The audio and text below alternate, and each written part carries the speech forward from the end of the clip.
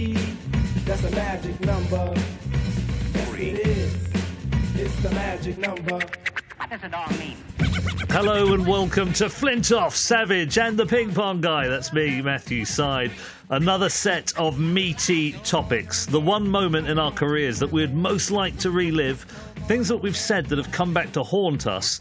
And then we're going to discuss things that scare us Halloween week. Remember, you can use the hashtag FredSavSide to get in touch for future topics. But before we get going, let's do what we always do, which is what have we been up to? And Fred, haven't you had an incident in Leeds? No, I've had a couple of incidents. London, I had an incident. Uh-huh. I was rehearsals, lunch break. I thought I'll go and buy a present for someone. Mm-hmm. So I'm coming back down Holloway Road, crossing the road. I've got my hands full. My wallet falls out my pocket, lands in the middle of the road. There's an hole in the road. Yeah, some people thought it was a speed bump without receipts. So my wallet's in the middle of the road. I've turned around, someone shouted, "You dropped your wallet." So it's busy. I'm trying to find a gap in the traffic to get me wallet. It's a busy road, right? Oh, I couldn't find one, so I thought I'm just going to go out and get it. So I've jumped in the middle of the road. There's a juggernaut coming. No. So I put my hand up, stop, and he like, and came to it. That's not me getting hit. He stopped, and then he's gesturing to me, mate, I'll pick my wallet up. So I've got him to walk off. He's put the window down, and I thought, I'm going to get a barrage of abuse. He's going, hey, Freddie, I'm Paddy's mate. It was one of my best mates driving the juggernaut. No way. Yeah, so that was that. The other thing I've done this week, you know, last year on the last podcast, I had these episodes of crying, which I didn't know were going to come. Yeah. I've cried again. No way. TV? No, you'll never guess. You saw Robbie when you didn't expect to? No, I'd be crying with happiness. Do you know what it was? I went to watch Dreamgirls at the Savoy in London. Right now, I'm in musical theatre. I'm watching a bit more and getting to see what it's like and knowing it. And Craig, one of the lads working on, great lad, Geordie, he said, "You want to go and watch it?" And he's been helping me with my stuff. So we'll go and watch Dreamgirls. I was there thinking, I'm not into this. It's like Dreamgirls, I've seen the film. It's like, go on, what's the plot in that? Well, the plot is it's like this girl band and they fall out, and then one goes on her own, while others are successful, and the one who goes on her own's far better than everybody else. Yeah. So it's like the journey a bit like this podcast. It's very similar, like the Supremes, aren't we? And there's this girl in it called Amber who was in Glee. And she has got the most fantastic voice ever. And she sings a few songs you know. And she started singing, and the audience just went for it. Yeah. And as she was singing, I started welling up. No way. I was welling up, not just once, but about every song she did. I don't know. It just struck a chord, I think. I don't know what it was. I was there, and I was sat next to Craig going, "Are you all right, mate?" I go, yeah, I'm fine, thank you. I'm fine, thanks. Chomping on a minstrel, just trying to distract it. But I was welling up watching Dreamgirls. Yeah. I'll be honest with you. I think since I've started doing this musical stuff, I've got an appreciation of what people do. Oh, yeah, I used to be a bit one-eyed. If you didn't play cricket, you were weird. You didn't like sport, you were weird. But I've seen like the world over the past few years differently. Yeah. So welling up in the Savoy Theatre. I think that's so true, isn't it? When you go and actually understand an art form or some activity that you've never really understood, you see the skill and the beauty of it, and it can move you. Rob? Well, I've been getting noticed a lot. Eh? I noticed a lot in the last couple of weeks. Fred, he's halfway through a sipful of water. He's ready. I'm just wondering where you're going with this. I never know. This is the brilliance. It's the Mini. The Mini. Oh, yeah, with the headlamp. People are surprising, because I've had all the cars in the past, you know, and I'm not in Fred's league now with his Lamborghini and his Ferrari, you know. Because I've had, when I was a Premier League footballer, Lamborghinis and that, and people don't expect to see me now in a Mini. So all my pals have been getting phone calls saying, Sav's got a Mini. And it's like, yeah, I've got a Mini. And I think I mentioned it a couple of weeks ago in a newspaper column, which I've not said in the podcast yet, that I was on the M60. Is it the M60 by the Trafford Centre? Yeah. So, and there's a 50 mile an hour zone, isn't it? The speed cameras. I don't know why, because there's nobody ever working on that road. It's an absolute nonsense. But you have to go 50 mile an hour between the two yellow cameras. Yep. So I'm doing about 45 because I don't think the many will go 50. It's got them go faster stripes on. Yeah, it has, yeah. And anyway, this guy pulls up alongside me in the inside lane, and he's like, looks at me, and obviously, because I haven't got blacked out windows, he realises it's me, and then he starts laughing. Then he slows down, pulls in behind me, and then I can see him in his mirror going, like, waving. And then he's pulled up outside me, and then he's looking again, and he's got put thumbs up, and then he's pulling off. So junction 9 at the Trafford Centre, by the Trafford Centre. And as he's pulling off, he's put his window down, and he's gesturing to the front of the car. So Yeah, he's pointing at the front of the car, and he starts laughing and thumbs up. And obviously, he was pointing at the spotlights. Right. So now the Mini with the spotlights is infamous or famous. What? Because you put spotlights on your Mini that don't work. that don't work. Yeah. So the Brilliant. podcast's out there. So brilliant, Love Matthew. But you've been Where far have and away. I did. So I went to Korea, South Korea, to give a talk. It's like top trumps, to isn't the it? What happens in Korea? And I gave a talk in Korea to the World Association of Nuclear Operators. It's our annual conference. And, you know, in Black Box Thinking, I talk a lot about system safety. Hang on a minute, Matthew. I'm going to have to stop you. You've gone. Here we go. You've gone to Korea to talk about nuclear weapons. No, so, you know, nuclear plants, power plants, Yeah. nuclear reactors. So they're complex systems with lots of different I don't component doubt it. parts.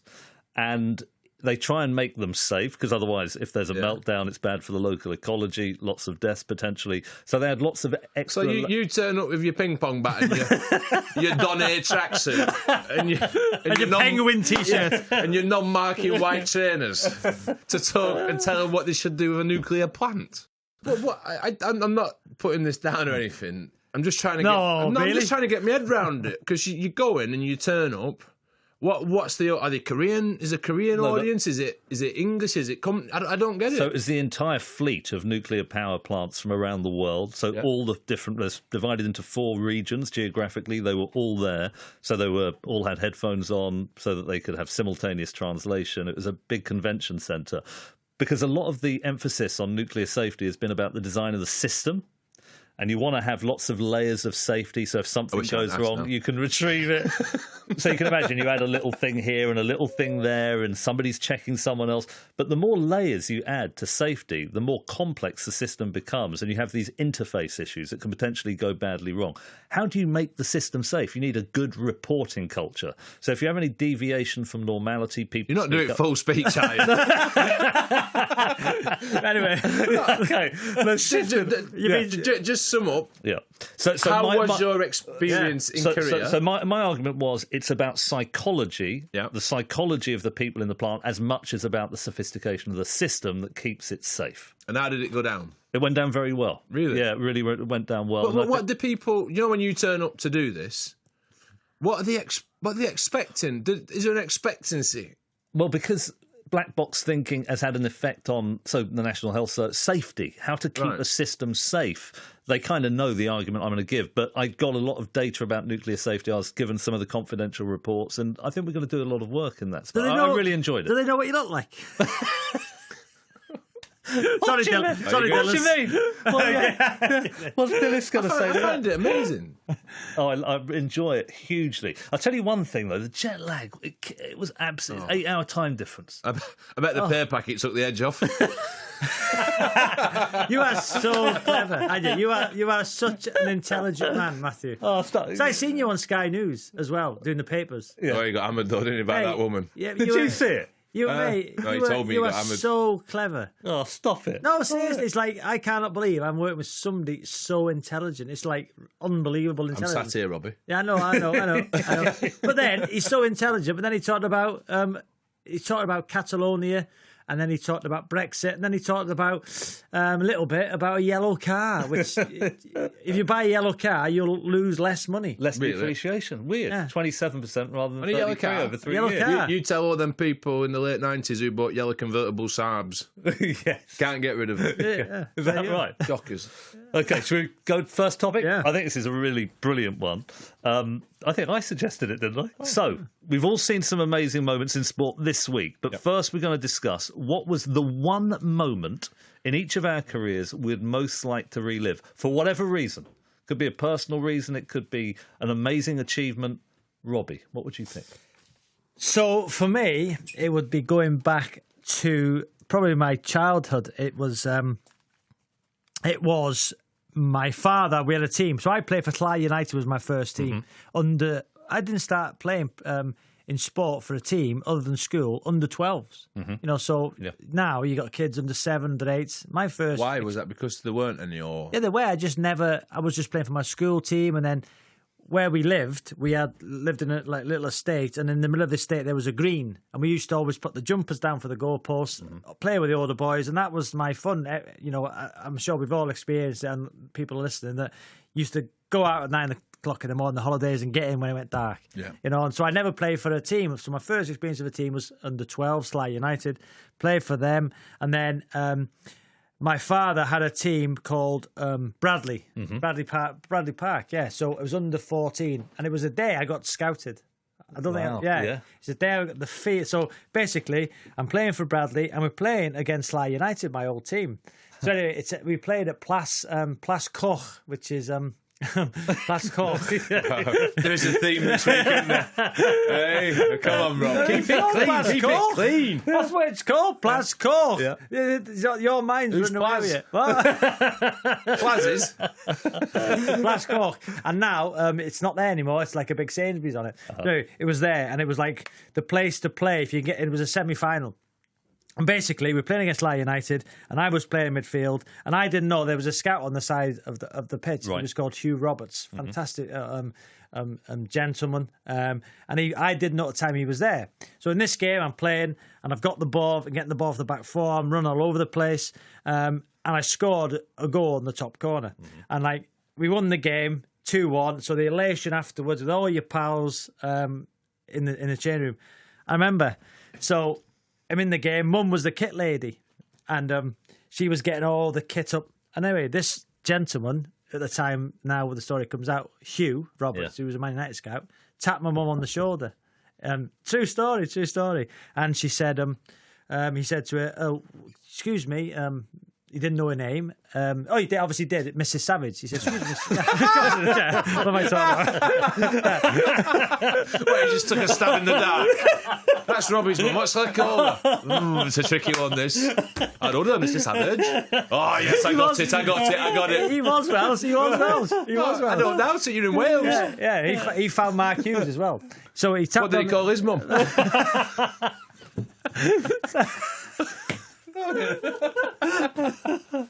So anyway, tapped on the shoulder. "Excuse me, Mr. Savage." He said, "Where's number 7? I think it was number 7's father." Oh, he's not my boy. Yeah. So she said, "Oh, excuse me, I've got too much to do. Sorry, I'm just putting the kit away." And then he walked off, but he gave her a card. He gave her a card, and she obviously just put it in her pocket. So we're driving home, and in the car, my dad had a Ford Cortina.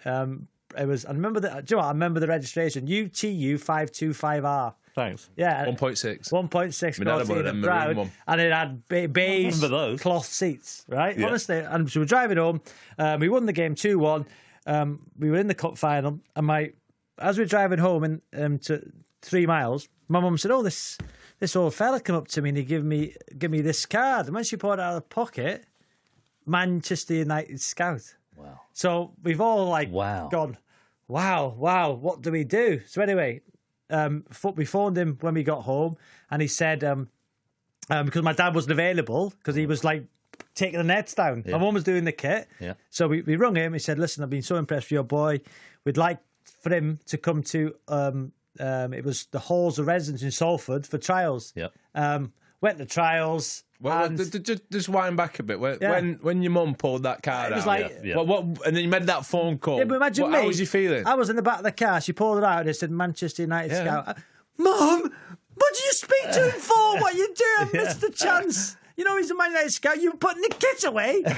You know, imagine a 14-year-old kid. What are you doing, Mum? Oh, my God, stuck out and crying. I've missed the chance. You know, we rung him, and it was like my mum, my dad all hugging, all crying. Listen, because at that time, you think, that's it, I've made it. Yeah. But it was obviously from that point, there's so much to do. So that, reliving that moment when you are, you know, you're playing for your local side, and then a Manchester United scout taps your mum on the shoulder while she's putting the kit away to take it home, to put it all on the washing line. So in that back garden, you'd have 14 kits hanging up on the washing line, which is stuck to one tree in the fence, you know, as it was in the day. And then you're going to go to Manchester United. It's like that moment with a family to think, that's my son. I can imagine my son, because it happened with my son. It's like, wow. So that experience of driving back in that Cortina with the cloth seats, my mum putting the card out, that emotion then think, oh my word. But in a funny kind of a way, it's even more extraordinary than, I mean, you've played in the Premier League, so your son kind of has some insight about what it takes to get there. Yeah. Your parents have never been in that situation. Suddenly you've got this kind of sliding doors moment. But your mum washed the kits, your dad coached the side. Yeah. Amazing. Yeah. You told her what it was like when you found out you was going to go. Yeah. Now, there's a lot of kids now who they get asked to trial for teams, they get asked to go for things, and it is one of the most nerve-wracking moments of your life. When you was going, I tell you, you've had the car journey home where your mum said, "I got a card from a Man United book." Yeah. You need to get that, Robbie. All right. Is that Hugh Roberts? What was it like when you was in the car going to Man United for the first time? So it was to the trials. The Salford trials. So it was a week at the halls of residence in Salford. We all stay there, and then you would go to Littleton Road or the Cliff for the trials. Yeah. And the week was starting on Monday. It was Monday to Friday. I remember on one of the other podcasts, I had the Juve shirt on, the Ian Rush one. I turned up there. I was skinny. I was small. All these guys turned up. There must have been 30, 40 people from all over the country. Huge. I was a little skinny one. I was looking at these guys thinking, what chance have I got here? What chance have I got? And I remember... You were intimidated. Yeah. I remember my dad driving out of the Cliff car park in his Cortina, waving, tears rolling down his eyes, my mum. And then I'm there on my own, never been away from home, never been on a school trip, because I just wanted to play football. So I'm there with my little bag. It was a Nike bag, and I think it was a time. Do you remember in my bag? Remember those Nike jackets, half and half with the V? Yeah. Remember there's like blue and red, grey and... Yeah. So I had one of those in my bag. I had about a couple of T-shirts, and the plan was Monday to Friday. At the Friday, parents pick you up. Remember, Monday, done okay. Tuesday... What kind of things were you doing? So just games. Yeah. Obviously, different games, different teams. I remember the Friday, parents were allowed to come and watch before you picked up. It was the make or break game. And I remember, and this is on my, I'll never forget this, and it's God's honest truth, that my dad was there. And I remember I had, as Ferry said in previous podcasts, as a sportsman or in any job you do if you've done well. And I remember on that game, we played against a Swiss side, I think it was. And I was playing centre forward. And this is probably rung true the rest of my career. I couldn't control the ball. I was bag of nerves. Fergie was there. Fergie was at the game the first time he turned up, and probably that's why I was nervous looking at Sir Alex. Yeah. I couldn't do anything. I was horrendous. And this is where there's hope for everybody. It was the worst performance I think I had in my junior career. And so my dad's put his arm around me coming off the pitch saying, you've done your best, son. I said, yeah. But he knew, I knew. And he went home. I remember they were in tears. My mum saying he's done his best, but he wasn't good enough. And that night, Hugh phoned up my house and he said, you never believe it, they're going to offer him a 4-year contract. Fergie's seen something in him which he wants to sign for 4 years. What was it? Did he tell you? Never told me yet. So this day I don't know. You're going to ask him? I want to see him. You must ask him. I was awful, but he's seen something on that day which he must have thought, right. And 4 years, so from 14, I signed till I was 18, and that was true. So I had the worst performance of my life in junior football, yet Fergie, who's been the greatest manager, seen something on that day which made him think we signed that boy for 4 years. I can see how much that means to him. Yeah, it does, man. Eyes. Amazing. What then? Yeah. Just slightly different. Any kids now going for a trial or get scouted, what would you say to them? I would say that I would take my example that expect the nerves, expect to play poorly because the nerves do take over. Because it was in the first 5 or 10 minutes, I was doing nothing right. Even trying to think what. Then you think, do I try a bit harder? I was trying everything. Nothing. Couldn't do anything. So I would say to anybody, go there. You will be nervous. You might play bad, but there might be something that a coach sees in you which nobody else will see, and you might have a chance. But I think the difference is there, I think you've hit the nail on the head, Matthew, with me going to to Manchester United as a child, there was no pressure on me from my parents. I think now the pressure in life from parents, because they see the rewards, is harder for children. For me, there was no pressure. I mean, it's an extraordinary thing that moment, Amazing. that game, it created a totally different trajectory in your life. Yeah. How did your mum and dad react? Oh, imagine. It's just like, you know, because they're both football. I mean, they love the game. I can see Val's face now. Val, yeah, she had this massive curly grey hair. It was like, do you know what I mean? She looked like.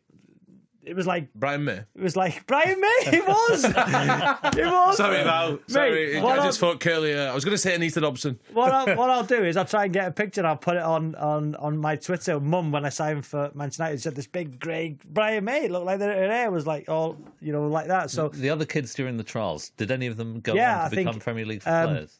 That you can remember? Bex was there. Yeah. Bex. John O'Kane, who played for Manchester United and played for Everton. And I'm not sure who else was. I don't think anybody else. There was different trials. It was always in school holidays. And the difference then to is now, I only used to go to Manchester United in school holidays. I was signed at 14 as a schoolboy, just used to go on school holidays, and then at weekends. So yeah, that was. Did you have because Bex moved up and lived in digs adjacent to the cliff? When I was 15, when I left school, then I'd moved in digs. With him. He was in a different digs. Yeah, there was 16 in ours. So that was mine. Fred, Brilliant. What was yours? What, relive? Yeah. One moment in your career. One. Can I pick two? It's got to be sport. Two. Two. One of them, which bothers me, and it shouldn't do as much as it does. And I was playing for England, and it was a test match at Old Trafford against the West Indies. And I was batting number 6. Graham Thorpe was injured, so he couldn't bat, so I went in number 5. And we needed something like 70 odd to win on a used pitch, and the game was in the balance. Rob Key, who I love to pieces, was batting. So me and him very rarely got the opportunity to bat together. And I've gone out to bat, and this is it. It's me and Keezy. Keezy's on a few not out. He's probably on about 80 odd, you know, closing in on his second test 100. Yeah. I go in. I'm thinking, I want to get this done. I want to get this game done. And I was getting peppered. I was getting hit. I was getting all sorts. I wasn't playing particularly well. And Keezy was talking me through it at the other end because he was the best player of fast ball with. And then I just started playing shots. And I started hitting it and hitting it and hitting it. And then Keezy, I think, was on about 89. And we needed... he ended up with 93 not out, Keezy. And we needed 12 to win. And the spinner was on. And I went down and I said, Keezy, I'm not going to score a run now. I want you to finish this game and get your 100. And I was on, 40 odd. And he says, no, he calls me Trev. He said, no, Trev. Why Trev? Yeah, why? It was one of my aliases when I went for Kilonic and all that. I used to call myself Trevor Jesty. Right? Oh, yeah. So he says, no, Trev, best thing that can happen here is that we walk off this field together having won the game. All right? He says, well, what about your 100? He says, I'm not bothered. And I think, you probably are. So I went back down the other end, the next 2 balls for 6 and walked off, we'd won. And as happy as I am that we won, it still burns me. Yeah. You wish you had done it in a different way. That Keezy Didn't get his 100. should have scored should have got his second. And that do you know what? It really bothers me, that. Really? Even to this day. Wow. And when I look at Keezy and I speak to Keezy, he's not bothered, I'm sure, but I still feel there's that between us. Wow. So that bothers So me. that's a moment you like to relive, so you could change it. I just for the drop anchor better. at the other end and won't score another run and let him get To be his fair, 100. when you both batted together, it's probably you could get off to the buffet quicker. He was salivating, as was I. I was thinking, we're not getting soon. Battle on the buffet. All them chicken goujons will be gone in the dressing room. The other one is, which it's not contentious, but it might raise a few eyebrows. I shouldn't have taken the England captaincy. I shouldn't have taken it. It was at a time where Michael Vaughan was getting injured a lot, and he couldn't play, and he missed periods of time. Marcus Trescothick was heir to the throne. He was missing some matches. Would it be Marcus Trescothick? Yeah, but then in Pakistan, there was Michael went home. It was between me and Marcus for the captaincy, and Marcus got it. And then Marcus had his problems in India, and I was due to go on from India to watch the birth of Corey, my second child, but I got the option of being captain, so I stayed on, which for different reasons was the wrong choice. But then, looking back at it, I think my motives for taking the England captaincy, I won't say weren't just, because they were. You want to do the best job that you possibly can. You want to be, growing up as a kid... It's a great honour, isn't it? Yeah, you want to be England captain. Yeah. And the problem with it was going up to the Ashes in 2006-07, which we had a complete shocker. Yeah. Me all the way through the team. Rubbish. And building up to it, I wasn't fit. I was rushing back from injury, and I didn't know if I was going to be captain. My focus was getting fit. I was getting fit as I possibly could be. And I turned up on that tour, physically fit, but not match fit. I'd not played. I wasn't right. And building up to it, it was, who's going to be captain? It almost became like X Factor competition. Yeah. They should have had a phone in. Because it was, who's going to be captain? Strauss. He wanted to do it. I wanted to do it, kind of. Yeah. I did because I wanted to be England captain. But then I also got lost in what other people wanted me to do. And when I took it, there was something which didn't sit quite right. Yeah. Was, one, can I do this job? Maybe. Why am I doing it? Is this really for the good of the team? Did you talk to anyone about whether it was the right thing for you? Not really. I should have done. I should have spoke to people around me, but I got whipped up in this like competition of who's going to be captain, and we weren't going to get unveiled till they unveiled the team. Yeah, and that also caused its own problems. I remember turning up at the Oval to be unveiled as England captain, and then my team was unveiled. I had no say in the team. I would have picked half of them. Yeah, so I was announced with the team, and looking back. How come you didn't have a say? Normally captains have some influence on selection. But I think this was all part of it. They wanted the team they wanted. So if we announced the captain at the same time... right. Then it does... Yeah. And looking back, I realised my role in the team was I bat, I bowl, I'm a character in the dressing room. And through that, I can be a great right-hand man for the captain. And I can lead in my own way by being one of the lads. I love being one of the lads. Yeah. I don't like being this position of power. For me, as a person, as a player, that wasn't me. Yeah. And I had this captaincy thing, and it did me in over them 5 test matches in Australia. I've never doubted myself or been as insecure about myself, and I drank a little bit too much at times, probably compensating for that. So looking back, I shouldn't... It's on my CV, and I've got a nice cap, and I had a couple of times when it went really well. But that was when I was playing well, I thought I could captain, because if it needs doing, I'll do it myself. It's really interesting that this topic, I, like you, Robbie, interpreted it as reliving something that went well. Yeah. Because you're always looking to improve, you're actually looking back at the things you wish you would have done differently, so you could relive the decision moments. But I can look back in my career, and you look at all the great things that happened in my career, and I'm not talking myself up. There were some amazing things, and I was so lucky, and I'd worked hard, and I loved it. But I don't really remember. But you don't really relive the moment, the famous celebration, the Brett Lee moment. Was it the fifth wicket? And Can I be honest with you? What a moment that was! I don't remember what it feels like. Really? I can't now.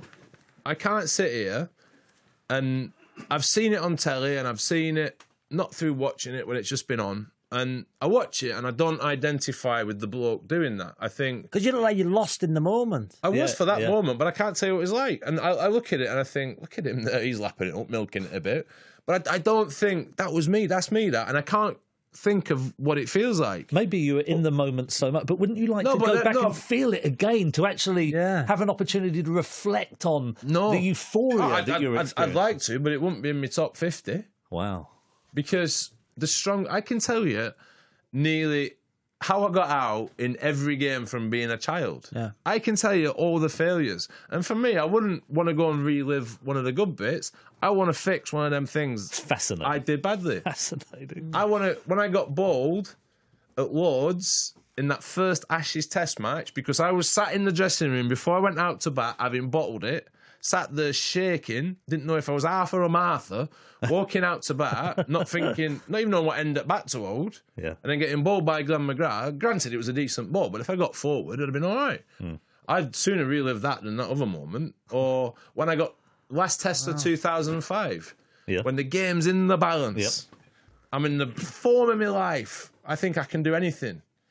And then Shane Warne pops one up. Previous over, I'd hit him straight over his head for 6. Same ball. And I'm thinking as it goes up, I'm hitting that for 6. That is going for 6. As it got closer, I bailed out and got caught and bowled. When that game was in the balance. Luckily, Kevin Peterson came in. Ashley Giles, This is at the Oval. Yeah. Came in, amazing.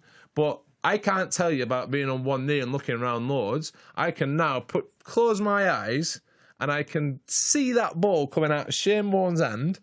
And the moment I hit it, knowing I'm going to be out, and I can tell you exactly what I can do. And I can do that on everything. Yeah. Just to put it in context, this is the Oval, one of the greatest victories in England Test match history. Well, we and drew you're the thinking test. We drew the test, but the series was won, and the drawing was a great triumph. But you're looking back on the fact that you should have hit Shane Warne for 6 on that particular moment, and you got caught in bowl. As good as I was during that series, and I'm not building myself up. Yeah. That, for me, was the biggest moment in that Test series, and I didn't come through. Do you know, I interviewed Jack Nicklaus once, next to the old course at St Andrews, and he said almost exactly the same thing. I wanted him to relive his great moments. He said, no, but there was a putt that I went a little bit too bold, rolled a few feet past. I shouldn't have missed it coming back. He went, and my shots, my club selection on this particular fairway at the US Open in 1982 was wrong. It's amazing. Can I ask you a question then, Matthew?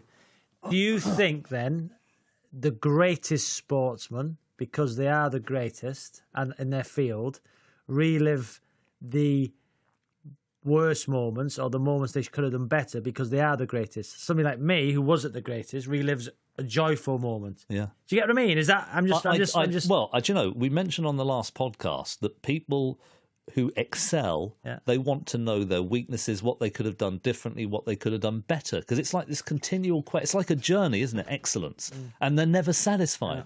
You know, and I do think there's something significant about that. I mean, I mentioned Jack Nicklaus. You know, Andy Murray isn't quite in that class, but again, he's really rankled by the things that he could have done better and that might have improved the performance. What was yours then? What was yours? Well, I'm like you, Robbie. I'm not one of the great. I'm thinking about. We know that. Dylan, sorry, Dylan. Table tennis, number 1. 10 years? 10 years? Thank you. There's not that many table tennis players, though. Is it, Dylan? 30,000 people who pay a subscription to the was governing body, yours? 1 million recreational players in this country. So you mentioned Desmond Douglas. He was like my hero growing up. Born in Jamaica, came to England in the 60s, I think, became the top player, bit of an icon for Black Pride at that time. And he was such a great mentor to me coming through, quite a few years older than me. But when I got to 14, 15, invited me and my brother to his home in Birmingham, and we trained with him. And then when I got into my late 20s, at the top, Douglas was in his 40s and had dropped off the top of the ranking. I played him in the final of the National Championships at Bath Leisure Centre. And the conditions weren't great for me because I'm a defender. Rob's going to fall asleep. Yeah, you got your pimples, haven't you? I got my pimples on the backhand, the sponge on the forehand. But it really helped me if there was a matte flooring, like a thick mat, because it slowed it down and you could see the ball better. Whereas on a normal sports centre floor with white lines and shiny, you could lose the ball against the backdrop. And it was a normal sports centre floor, and I thought, I can't beat Douglas in these conditions. The crucial thing was my brother was there. I mentioned him. You know, we used to train together. He was my mentor. He was my best friend, but he had stopped playing table tennis because of injury. And he came to Bath to watch and coach me along with Dennis Neal. And it was one of the toughest matches. Huge regret. Remember, I almost cheated him in the fifth game. I went on to win. And the thing that I look back on with most fondness is there was a civic reception after. Des came along. I paid tribute to him. But it just gave me a chance to talk for a few minutes in front of an audience about my brother and what he meant to me and how much he had influenced my development, my psychology, how much he had supported me.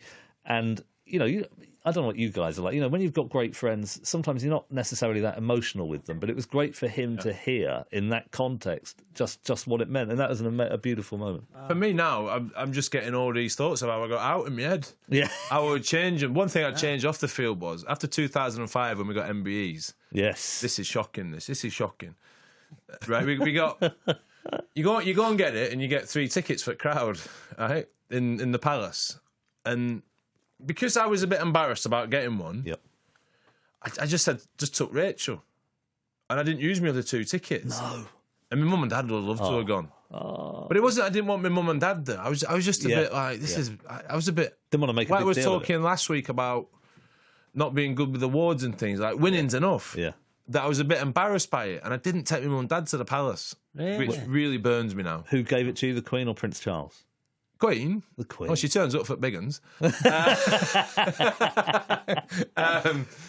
yeah, that really burns me. So if I get another one at any point, I have to do some charity work or something, then I'd love to take my mum and dad to Buckingham Palace to put that right, because that really it was wrong, and it wasn't. It was just, I don't like the adulation type thing, and I was really embarrassed about going and getting one, and I was trying to play it down, and that's oh God.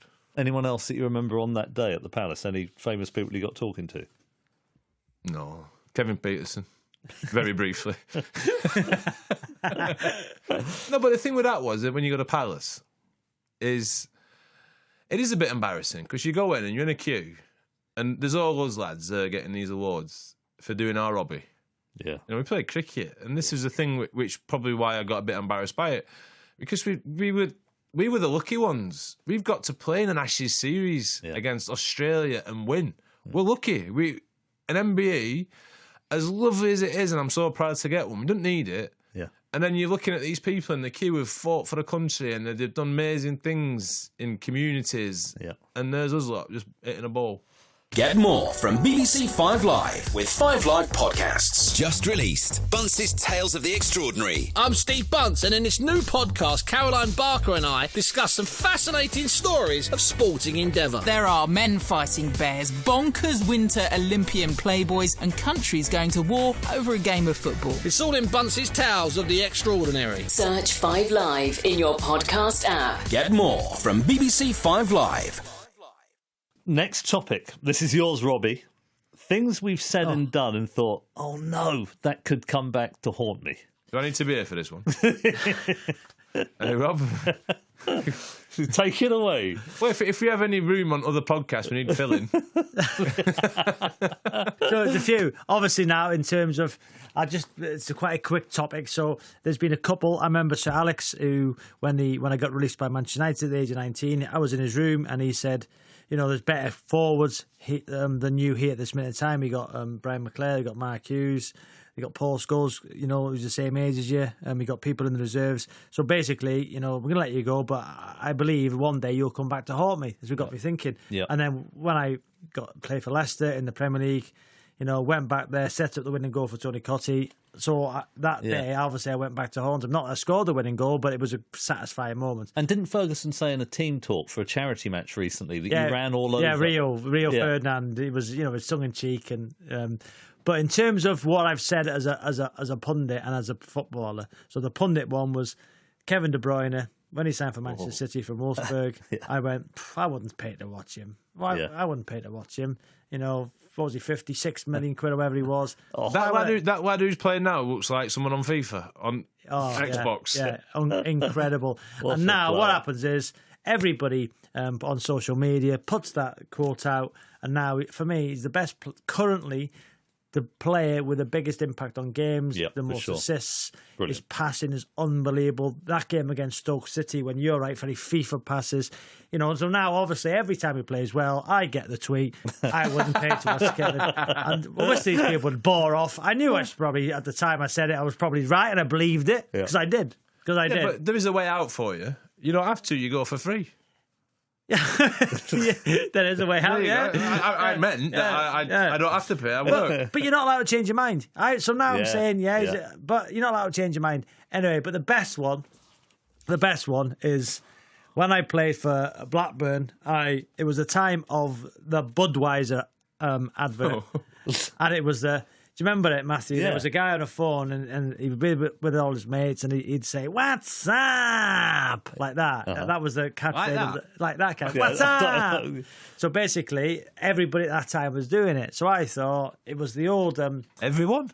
Well, maybe You doing it, Matthew? maybe exaggerate a little bit there. But it was the old. I think I had the Nokia 6210. Do you remember the Nokia 6210? Yeah. You could put it in your car. You could clip it in your car. It was a great phone, one of the best phones ever. So I remember leaving a message on that, and I said, "Sorry, hi, it's Robbie here. What's up?" Anyway, that was it. So that was all I'd done. So I thought at the time, very funny, brilliant. I was a character. Anyway, I was going to sign for Derby or Sunderland. And it's only just come to the fore recently when Roy Keane told the story that I was signing for Derby or Sunderland. I think I might be wrong, but I thought, I think terms were agreed. The fee was agreed with both clubs. It was Roy Keane or Paul Jewell at Derby.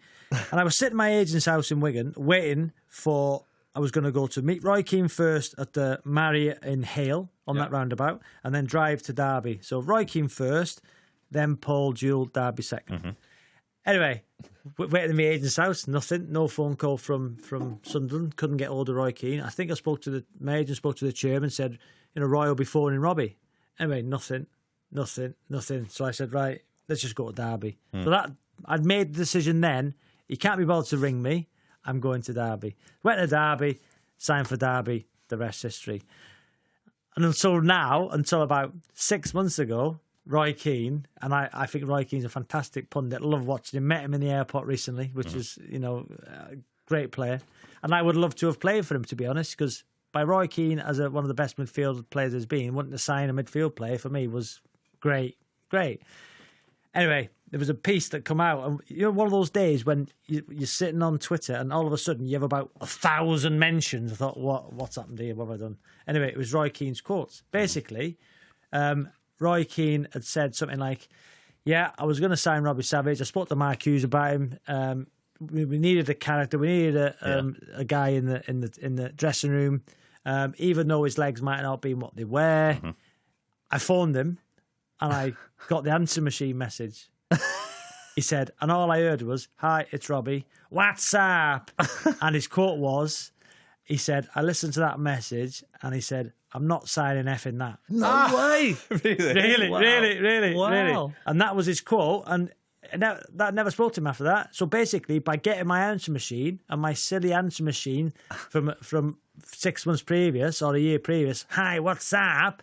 that come back to haunt me, because from Roy Keane listening to that message, I never had the opportunity to speak to him, therefore play for him, therefore might have signed for Sunderland. But what a ridiculous decision not to sign you, because of your answer phone message. His answer phone was ridiculous. That's ridiculous. Have you spoken to him about it since the news story broke at the airport? Yeah, I was going on holiday not so long ago, and he was going to New York with his family, and he was with his family, so I didn't want to go up to him when he was sitting with his family. Yeah. And as they've got up to get the flight, he was on his own. Just his family went first, and I said, "Hi mate, you should have signed me. I was a great lad." And he went, "I'll be thinking about that all the time in New York." He said, "I should have signed you." You missed a trick there. You should have gone up to him on the airport. So things that come back to haunt you: the Kevin De Bruyne one and my answer machine message. I had a Roy Keane incident. Did you? I had a couple. One I can tell you about. I used to live round Hale, right? Yeah. I had two boxer dogs, two puppies, and they're these big dogs and unruly, aren't they? You've had boxers, you know what they're like. Yeah. And I went walking down the river with my dogs, and there's nobody about, so I just thought I'll just take them off the lead. And they're only about 8 months old and 6 months, and they're like massive but bouncing. They ran off in the river. I'm shouting at these dogs. They won't come back. Next minute, you just run off these dogs. So I'm running down the side of the river, and I've seen the chasing this little golden dog. And then this little dog's like, trying to get out of the way, and he just jumps into his owner's arms. And then my dogs are like jumping up at this dog owner. And I've grabbed them by the collar, and I'm saying, "Get down, Freddie, Henry, get down, get down." And I've looked up. It was Roy Keane. No way. I tell you what. Did he recognise you? Well, I don't know what he recognised, but he didn't look happy. I tell you what, he looked fierce. His eyes just pierced through me. Yeah. I'm thinking, what am I going to do here? I'm going to get knocked out by Roy Keane. It's like, so I grabbed it. Oh, you know what dogs are like, Roy, don't you? It's like I can just drag these dogs off and just got out of there. He loves his dogs. He used to always walk his dogs, didn't he? Yeah. When he got sent back from the World Cup, he was walking his dogs every day. So have you got any what things you've done, said? I'll tell you one thing, as a journalist, early on when you're in journalism, you kind of want to be able to say something that is a bit controversial, that will get you noticed, but you can defend. And I wrote one big column that Steve Redgrave was overrated, and I thought that was a defensible column, because I think people were going, he's the greatest sportsman in the world of all time, rower. And I said, I don't think that is true. But it didn't go down well, but it gave me a bit of a profile. About a year later, United had a bad run of results. And he kind of fell out with one of his players. There's a bit of tension in the setup. And I thought, you know what, I'm going to write a column. I didn't get in the Times very often, about once a month if I was lucky. And I made a pitch to the sports editor. I said, I think I'm going to write a column saying Ferguson has lost the plot. And I wrote this column going after Sir Alex Ferguson, saying that this wasn't just a short-term thing. He'd selected some he'd signed Jemba and Kleberson. I said he's lost his touch in the transfer market. I think tactically they'd set up bad 3 or 4 times in a row. And people were like, yeah, he's got I mean, actually, it went down okay. A few people, the United fans, said, yeah, we think Ferguson's lost his magic touch. I look back on that now. What an absolutely ridiculous argument to make. And, yeah, I mean, that have you spoke to him about it? I've never spoke to him about it. Why? But I know that he used to read the press. He used to take it very personally, Ferguson. If he didn't like something that a journalist wrote, he wouldn't allow him. He used to send them out of the room, didn't he? Yeah. There's one fella who wouldn't have him in the room. Correct. I'm all for that. Get out. What about you? Oh, there's been a few. Probably one quick one on the field was I was playing T20 World Cup in South Africa. And believe it or not, I was injured. And I was getting injections in my ankle. And I was waiting for an operation on my ankle. And I didn't know if I'd play again after it. So I'm struggling. I've had an injection. I know it's my last game for a while. And we're playing India. And Yuvraj Singh was batting. And contrary to popular belief, I get on all right with him. But when we played against each other, we had some proper tussles. I'd always go for him and wind him up. And he couldn't help himself and he'd come back. And something happened. During the over, I was bowling at him, and I can't remember what it was, but it's all flared up, and I'm angry because I know this could be my last game. I'm livid, and I thought it's Yuvraj. I'm having a crack at him, so I've gone down, and I'm not proud of myself. I threatened him. Did you? Yeah. And then he came back at me, and he's waving his bat at me, and I'm saying, "Well, if you want, then let's have a bit of this." Right? So the umpires then stepped in. And then he shooed it off. It's all been diffused. I've gone on the boundary where I'm fielding in front of the Indian fans in Durban. Stuart Broad comes on to bowl. First ball, 6. He's looking at me. Yuvraj. Peacocking a bit, looking at me. I put my head down. Second ball, 6. Oh, God, here we go. Third ball, 6. No way. Fourth ball, 6. What? After each ball, he's looking at me and he's as if to say, yeah, come on then. Fifth ball, 6. And then I'll be honest with you, the 6th one, I wanted him to hit it for 6. And he hit 6 sixes. In and over? In and over. In the T20 World Cup in Durban. He's hit 6 sixes and over. After each of them, he's looking at me. So I've got to bowl the next over. Batter facing gets a 1. Next ball, he hits me for 6. Really? So he's hit 7 sixes in 7 bowls. And then the one thing about it is India win the game, we walk off, I feel a bit of a knob. There's no two ways about it. So I've gone off. And then luckily it's the days before social media.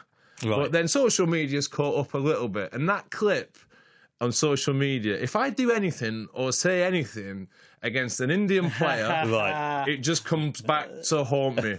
And the Indian fans are passionate. Yeah. They're in numbers as well. Yeah.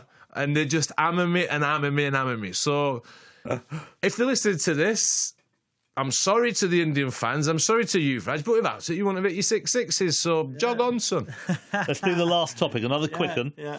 Halloween this week.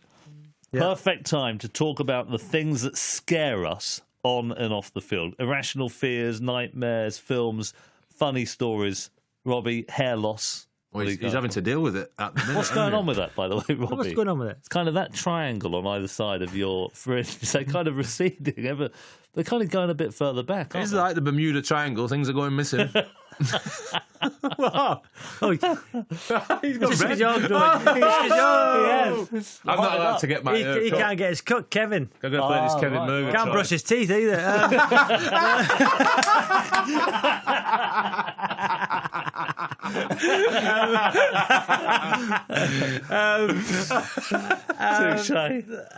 So things I hate spiders. Tickled me, that. I hate them. So what happens when you have them? So at home, the kids, Dad, there's a spider. My wife, there's a spider. I can't get him. Have to get a glass. The old glass. Put the glass on the spider, then put the tissue paper under the glass, so I get the spider. Wow. And don't like snakes. I hate them. There was a bit when I went to South Africa and I had a snake on the plate. They put it under my. It's on YouTube. You can see it. It was Rio Ferdinand doing wind-ups, and I had a snake on the plate, and I absolutely, panicked. So I don't like anything like that. On the pitch, nothing scared me. Nothing scared me. Nothing scared me. I broke my leg. That didn't scare me. Wasn't a player you thought, no, never. This guy can't bear playing against him? No, nothing at all. No, just spiders really scare me. I couldn't do a bungee jump. I couldn't jump out of an aeroplane. Petrified of that. Couldn't do. I'm not heights and so much, but just doing a bungee jump, anything like that. So jumping out of a helicopter with what they call that, abseiling, parachuting. Couldn't do that. So yeah, big words. They scare you. Yeah, so for me, Matthew, spiders, snakes, a bungee jump. I could never do a bungee jump or jump out of a helicopter. And then you're going to say, what about, I'm perfect for I'm a celebrity, but I couldn't do that because I'm not a celebrity. No. Not had a big enough offer. What about you two? Me, serious one, not so much fear of, I suppose it is. I'm not doing well. Yeah. Was that a fear of failure, or it also gets the best out of me? I'm not But quite... it motivates you. Yeah. Yeah. The other one is the dark. You don't like dark? I don't like the dark. You get dressed in it often enough. Hey! Oh, it's like 5 minutes now. Hey! The dark? Don't like dark? And it all stems from a childhood experience. Really? Yeah. When I was about 9, 10, and in the street we lived in, it was full of kids. Obviously, you like kids. There's Martin about 4 doors down, and then there was the Smith family across the road. 6 kids, the Smiths. 6 kids. So we all used to play in the street. And then we were in the street one day, and we thought, we'll wash some cars. So the Smiths had one of them massive Citroens, with about 20 seats in them. Did the back go up? Yeah, that was it. Massive car to get all Smiths in. So they had one of them. They lived next door to Barry. Barry lived next door. Now, this is where the story's a bit weird. Barry lived on his own, but he had one of these Citroens as well. Same car, massive Citroen, lived on his own. Hey? He could have had a smart car. So we've washed the Smith's car, and then Barry has said, "Do you want to wash our car? And if you wash the car, you can come and you watch videos in my house." Now, it wouldn't be allowed now, would it? Let's be honest. But it was all listening, nothing like that. So he said, "Come and watch videos in the house." He's going out. You just help yourselves, go in the lounge and put films on. So we've washed the 2 cars, and then we've all gone in, all these kids, into Barry's front room. And we start off, we see what films he's got. Starts off something like Raiders of the Lost Ark. So we've all sat there, we've watched Raiders of the Lost Ark, great film, love it. Then we watched something like Rocky after. Yeah. And then we're looking for the 3rd film. And no, it wasn't a naughty one. So we find someone finds this film and puts it in. So it starts off, and it's a bit scary. It's The Exorcist. Oh. Right? So we're all sat in this house watching The Exorcist, and one by one the kids are leaving, like, well, this is a bit tasty, this. My brother goes, Sarah Smith goes, and Rachel Smith, and Anthony, and Peter, and they're all walking out. Yeah. And it's left with me and my mate Martin. We sat through, because I'm thinking, I'm a bit younger, I can handle this. So I've watched The Exorcist at that age. Week later, I've gone. I'm getting these nightmares. I've got to see the doctor. I'm on blue pills for nightmares. I started sleepwalking. My dad had come home from nights, front doors open. I've been out down the street sleepwalking. So it really affected me. And it's weird, like, to this day now. Do you have the lights on? We have landing lights on at bedtime. Do you? So it seeps under the door? No, I have the door open. Do you have the lights on? Kids, I say it's for kids, but I like the landing lights on. Really? So, but the weird thing is now, like, if I walk downstairs and it's dark at my house, I struggle a little bit. I can get the lights on as soon as. But then I've camped on my own all over the world, like in Botswana, and I've spent time in the jungles of wherever it is I've been, and I've slept in caves in Australia, and I don't mind it. Yeah. But a dark house... It's a house. A confined space. where it's dark. Caves confined. So if you're in a hotel room, would you have the bathroom light on just to give a bit of? Yeah. Would you? And I don't pee on floor as well. Would you have the bathroom in the hotel? Yeah, I'd have the door just open a little bit for a bit of light. So that's affected me all the way. Amazing. How old were you when you watched The Exorcist again? 9 or 10. Yeah, way too young. Wow. Oh, tell me about it. Gosh. I mean, that's a 18 scary film now. You watch it as a classic. Fred, the sleepwalking. So how long did that last? It lasted a while. Wow. There was one instance I walked out the house, and the strange thing is I can remember doing it twice. Because you're asleep, but you must not be asleep. Yeah, it's weird. That sounds like one of my lines from my musical. So that's what the audience be doing when they watch it. Hey, 5 minutes. They'll wake up when I say goodnight for sure. So I remember I walked out the house and I walked down the street and I was ringing on Martin's doorbell. And at that point, I must have been awake because I remember ringing the bell. Yeah. But then I must have shocked and then sprinted back home. And another time I did it, I went the other way out the road, which is the main road that way. I remember I walked down, and I can picture it in my head now, I can feel it, where I got to that point and then ran home, but didn't shut the door. So my dad's come home from nights. We got burgled 5 times in our house as kids when we were all asleep. Probably thinks, we've been burgled again. But it was me, I'd been out sleepwalking. You got burgled 5 times? Yeah. Maybe 4. 4 definitely. When you were in the house? Yeah, we were asleep. Heavy sleep was the Flintoffs. Wow. Yeah, he got burgled. Yeah, they took everything. I mean, we took all the precautions. We didn't have an alarm, but we used to put something over video player light so you can't see we've got a video player and all that. But yeah, we got burgled. You know, on the sleepwalking one, I sleepwalk a lot when I was a kid as well. Did you? Yeah, I once my mum come to tuck me in bed. Some say you're doing that when you were playing. Robbie's sleepwalking again.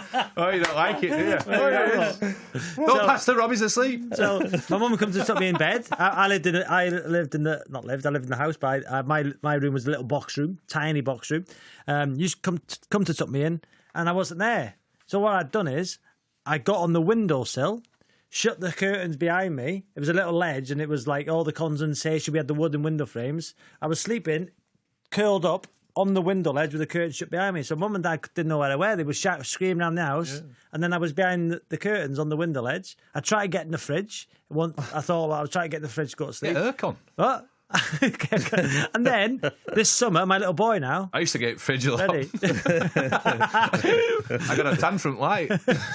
So my little boy, Freddie, has night tremors now. It's horrible. And we were on holiday this summer in a house, and he's come through our bedroom. He's opened the door, and he was going to jump in the swimming pool, sleeping. He didn't know what he was doing, so we've had to get the guy in next day, put big bolts on the door so he couldn't sleep. Night tremors, is that the same as sleepwalking? He's there, and he's like, it's horrendous. That's probably similar to what I had. Yeah, it's night tremors. I don't know exactly what they are, but it's like a nightmare. But it's like they are fixed, and they're like shaking and screaming. I can picture it now. You be in your room, and you're awake because you can see everything. And for me, it was this weird feeling. Either the room was getting bigger all the time, or it was coming in closer. I can feel it now. It was like a mental and physical thing. And even when I started going on tour, this is where it was a bit embarrassing, because from 9, you go for a week down to the Dartford Festival for the cricket. I went to South Africa when I was 15. I used to take a teddy. I used to have Fred, which my mum bought me when I was about 2 for Christmas. I've still got it. Wow. Little Fred the teddy. He's a ginger thing, and he's got a bib with an apple on. Lifelike then. Yeah. you press his belly and he squeaks. Yeah. And I used to sneak it in my bag and then take it with me. Yeah. You still got it now? I don't sleep with it now. I've got a wife. But, wow. Yeah, I still got my teddy. I think one of the kids has it. Tell you what about you? I just didn't see this topic going in those directions. Yeah, what about you? I've only got one. Well, spiders for sure, big time. I think the one serious one, I don't want to kind of lower the tone at all, but I'm scared, fearful, morbidly anxious about death. Yeah. I wake up. I think there isn't any minute of any day that I live where it doesn't cross my mind that I'm going to die soon. Honestly? And when I die, it will be forever. And that no amount of courage, no amount of hard work, no amount of anything can change that fact. And I find that horribly difficult. I remember Julian Barnes, he's a novelist, he was doing Desert Island Discs, and the host said, a lot of your novels are about death and about existential questions. Don't you think you're obsessing about it too much? And he said, what surprises me is that we don't all talk about it all the time, because it's this thing that's coming up. And I find that very, very difficult. And I think that is something that affects my life. Is that not something that's inbuilt in us? Because it's the only thing. I know they say death and taxes, but some people that doesn't apply to. But death, it's going to happen. Yeah. But you know, I don't really think about it. You shut it out. And I don't even shut it out. I'm not that bothered. Yeah, really. It's really bizarre. But then on the flip side of this, I watched a programme last week, I think it was. I love it. There's 2 hours of TV on Channel 4, which I think are brilliant. One's The Undateables, and then it goes into First Dates, where these people, they come into this restaurant and they're having a first date and it's filmed and they try and match people together. And there's a blind fella who's having a date. So he's come in with his dog and he's meeting this woman and they're getting through that thing of being blind and talking through it and how it happened, that he used to have sight and then he lost his sight, a year ago, whatever it was. And then I've got a bit of a phobia about my eyes. Yeah. I can't really touch them or anything. And I started thinking about being blind. Yeah, when it hit you. That scares me more than dying, because one, I don't like the dark, which doesn't help. Yeah. I can't imagine that it's like being dark all the time. But then 2, you think about all these things that you'll miss out on. Yeah. Seeing, like your kids growing up. Yeah. Seeing all these things. And that's the one thing that I don't know if I've got a fear of, but really, really worries me. But in a funny kind of way, that's a bit like how I feel about death, that my children will be alive, they'll be experiencing things, they'll be going on holidays, and I won't be there. Yeah. And I'll never be there again. And I find that genuinely, it's weird, isn't it? That in a funny kind of way, my wife, one of the things I thought that brought us close together is she has exactly the same thing. And, you know, the fact that we can share that a little bit and we look at each other every now and again when we've had an amazing day, and we kind of look, and I know that she's thinking the same as I bet me. you're going out for a meal, you two together, and he's on the table. But, okay, do you know, what about you, Noel? Yeah. Okay, but shall I just every day above ground's a good day.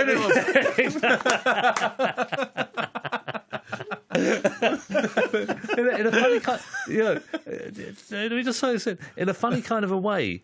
The fact that I know I'm going to die, it does give every day a bit of extra intensity.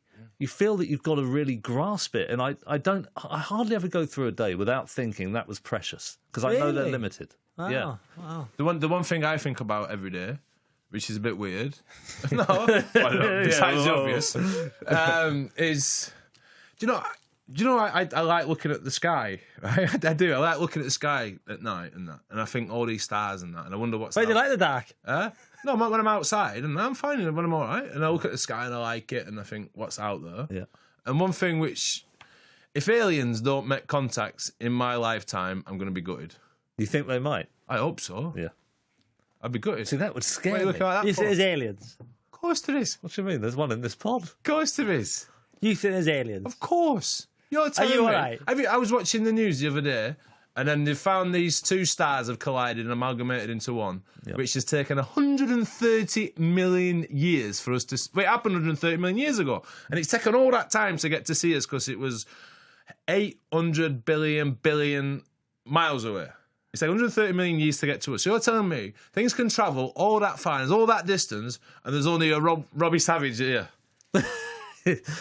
I think I'm with Fred on Well, there's that. Martians and aliens. Probably not in our solar system, but Fred's right. The universe is an alien. absolutely incalculable. Well, it's huge. What And happens therefore when it finishes? The big crunch.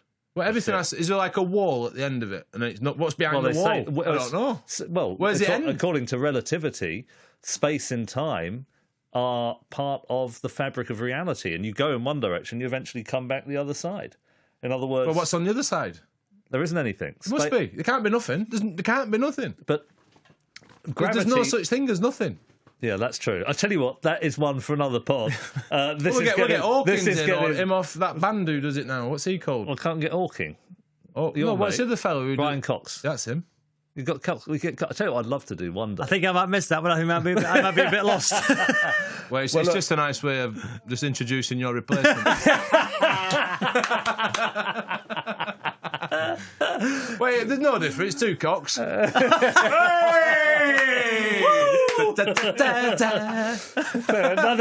Another great pod, guys.